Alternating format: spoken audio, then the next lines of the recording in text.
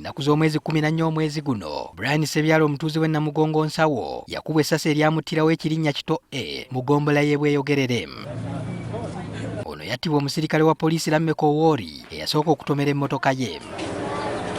Kaakano nga wayise ssabbiiti 2 okuva Ssebyala lwe yattibwa, ab'eŋŋanda ze batubuulidde nti tebamanyi nawo omusango gwe gutuuse, so nga teri nawa poliisi yali agenzeeyo okulaba kye baliko. Tetwalabako ba poliisi nti oba bazze nti oba batubuuzeeko kiki ekiddako.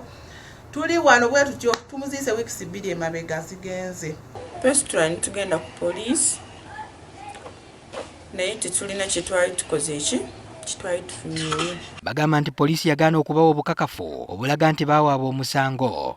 Tewali katulaga konna nti omusango guno gye guli era omusibe anaatwalibwa mu kkooti.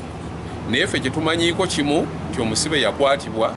Twagala bwenkanya omuntu ng'oyo bamusalira at least tumanye nti wakiri bamusalidde naffe tubeereyo nga tukola ki tugamba at least kuba yaleka abaana bato. Kyokka omwogezi wa poliisi Fred Enanga agamba nti musajja waabwe mu kiseera kino ali ku alimanda eruzira oluvannyuma lw'okuggulwako emisango gye buvuddeko.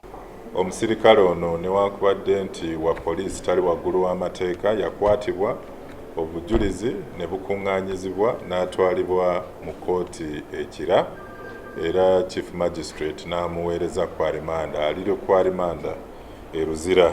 Ssebyala yaleka abaana 3 nga kuliko n'ow'emyezi 7. Mukyala we agamba nti embeera yeeyongedde okubakaluubirira watali.